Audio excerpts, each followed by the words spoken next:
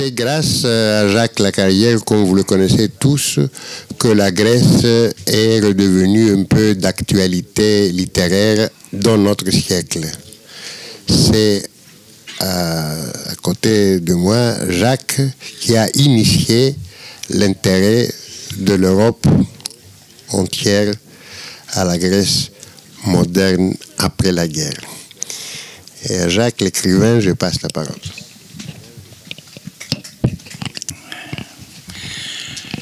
Tout à l'heure, Henri Tonnet a fait une citation de Séphéris, justement, qui dit précisément Tinsala sapios satin exantlici. Qui va pouvoir épuiser la mer? Je ne vous apprendrai pas. Nous savons tous que c'est emprunté directement, quasi littéralement, à la phrase de Clytemnestre dans l'Agamemnon d'Échille, lorsqu'elle accueille Agamemnon au retour de Troie. Et à quelle occasion est-ce qu'elle parle de la mer dans un débat, dirais-je, où elle a peu sa place? Au moment où, après 10 ans d'absence, elle se prépare, vivant avec un usurpateur qui était Égiste, à assassiner le roi. Pourquoi parler de la mer dans un moment aussi crucial? Parce qu'elle a étendu un tapis de pourpre sous les pieds d'Agamemnon qui refuse de le prendre. Il refuse de le prendre parce que marcher sur la pourpre, cette couleur, cette étoffe aussi si précieuse, pourrait paraître un défi. Les dieux seuls sont dignes de la pourpre. Et le roi, même vainqueur, hésite à marcher sur cette pourpre, pensant que les dieux pourraient en prendre ombrage. Mais comme il s'y résout finalement, dans le cœur de Clytemnestre éclate la joie secrète de se dire qu'il lui a donné un prétexte à mourir. Et elle lui dit, mais la pourpre, quelle importance de la fouler. La mer en fournira toujours. La mer est inépuisable. La mer est pour nous un réservoir sans fin. Et derrière cette mer inépuisable, au terme de cette très légère avancée que Agamemnon va faire de son char jusqu'au palais, il y a la mort. Si je fais cette référence entre Échille et Séphéris, c'est parce que d'abord, il n'y a pas de pays en Europe où elle pourrait se faire culturellement. On chercherait en vain dans un poète romantique des références à des poètes gaulois qui sont impossibles puisque nous avons changé de langue. Et aussi parce que même si Échille n'emploie pas le mot thalassa, mais pondos, le même mot qu'Homère pour parler de la mer, il y a une mémoire qui s'est transmise avec la même survivance, la même intensité, la même vérité et la même émotion que la mer elle-même. Il y a quelque chose qui est, lorsqu'un peuple garde une mémoire de cet ordre, lorsqu'il peut, à près de 30 siècles de distance, situer une phrase, qu'elle parle de la mer en l'occurrence, dans une situation qui est en réalité un conflit fondamental entre un couple, entre une dynastie et entre deux pays, lorsque cette fissure et cette mort qui va venir peuvent encore se rendre par une référence à la mer que tout le monde comprenait au temps ancien et que tout le monde comprend aujourd'hui, il y a là, je dirais, une permanence qui me paraît tout à fait révélatrice de la façon dont on peut aujourd'hui envisager la mer et la Grèce. Cette référence étant faite, je voudrais... Parce que, comme vous pouvez le deviner, bon, je n'ai rien préparé du tout, parce que je ne sens pas le besoin de préparer quelque chose quand on peut parler de la mer et de la Grèce. La montagne et la Grèce, ça m'aurait peut-être demandé une certaine réflexion. Car le problème des Grecs et des montagnes est tout à fait différent. Mais la mer, non. Pendant des années, ayant vécu dans les îles, Cyclades ou Sporades ou Dodécanèse, et l'hiver particulièrement, j'étais frappé par le fait que les cafés dans les villages étaient déserts. Il y avait le pop, il y avait le cafetier, il y avait des vieillards, il y avait des enfants, et il y avait des silhouettes de femmes dans les ruelles. Lorsque des amis étrangers venaient, ils me posaient tous la même question, mais où sont les Grecs? Et je dis, ils sont sur les mers. Les jeunes ne sont pas là. Ce que vous voyez ici n'est que la part présente d'une Grèce dont la vie, dont la substance, et je dirais dont la source féconde et positive est à des milliers de kilomètres de là. En ce moment, ce gosse qui est là, en train de jouer dans cette ruelle, peut-être que son père est en ce moment sur un tanker, quelque part en Floride. Et puis cet autre là-bas, son père est sûrement quelque part sur la mer de Chine. sera un bateau qui battra toujours pavillon grec. Et c'est vrai qu'une grande partie de la Grèce a toujours été hors de Grèce. Et ça commence avec Homère, ça se termine avec deux personnes que notre ami Vassilikos connaît bien, puisqu'il les a appelés les Asphatrides, n'est-ce pas, messieurs Onassis et Niarchos. Il y a quelque chose qui est là aussi une permanence, je dirais dans l'insulte faite à la mer comme dans sa puissance, dans la façon dont on s'en sert, dans la façon dont elle vous sert. Et je ne sais pas qui était armateur au temps d'Homère, mais il y a là dans cette permanence quelque chose qui, que ce soit une simple phrase de poète, qui se transmet presque intégralement d'Eschyle à Séphéris, ou que ce soit une façon de se servir de la mer pour y vivre et lui faire donner la richesse que la terre ne peut pas produire, donc des armateurs antiques jusqu'à aujourd'hui, les grands amateurs grecs, il y a donc une permanence entre ces deux aspects, la mer apporte et la mer emporte. La mer apporte quelque chose qui est fatalement propre, la pourpre en l'occurrence, mais plus que ça. On ne peut pas, l'homme ne vit pas seulement de pourpre, n'est-ce pas?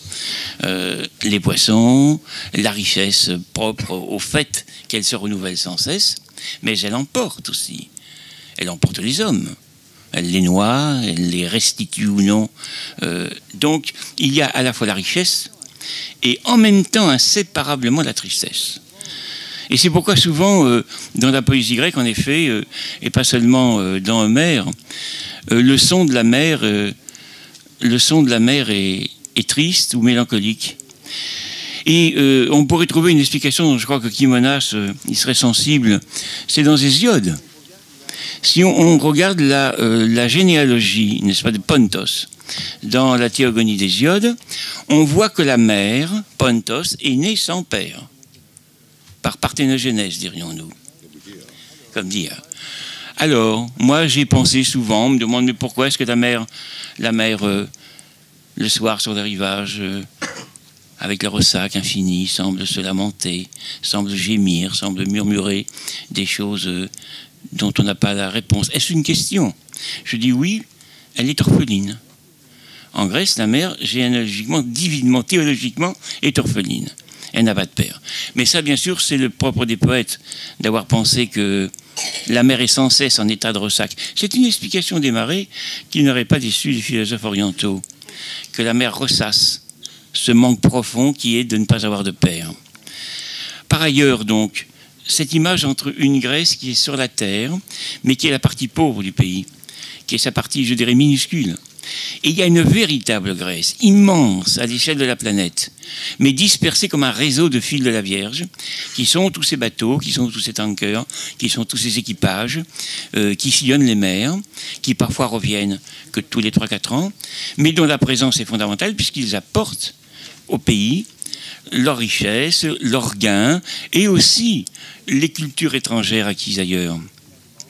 Ce qui fait que finalement, moi j'ai toujours pensé qu'au fond, les Grecs n'étaient pas en Grèce. Je veux dire que une grande partie de ceux qui fournissent des substances fondamentales à la Grèce n'y sont pas.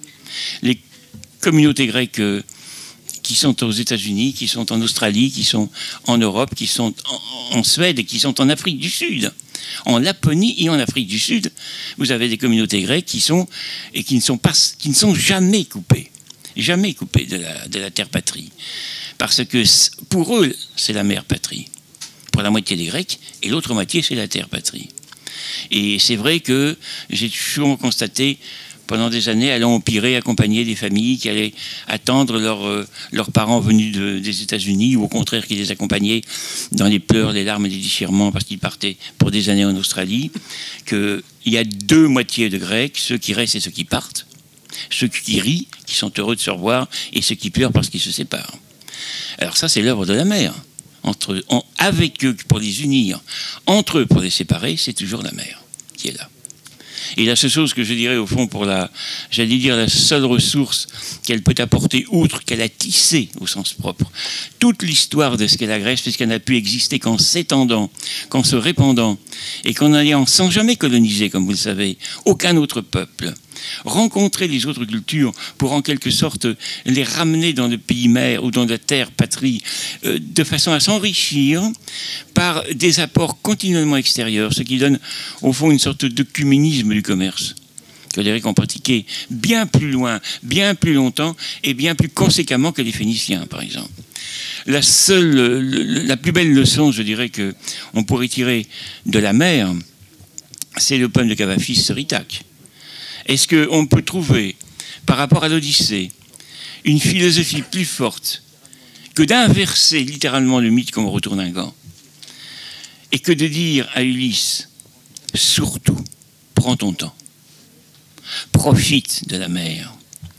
Elle va t'apporter les trois choses sans lesquelles un soldat, en l'occurrence, ou un homme avec un petit H ne peut pas être un homme avec un grand H. Elle va t'apporter les monstres, c'est-à-dire de vaincre l'épreuve de la terreur, l'épreuve de l'inhumain. Elle va t'apporter les femmes, Calypso, Circé et plus tard Nausicaa, c'est-à-dire l'épreuve de l'amour et de la multiplicité, l'épreuve de la rencontre, l'épreuve de la similitude, et puis elle va t'apporter aussi tout ce que sur son parcours il va rencontrer de mœurs, de gens, de langues, de rites, de beautés différentes.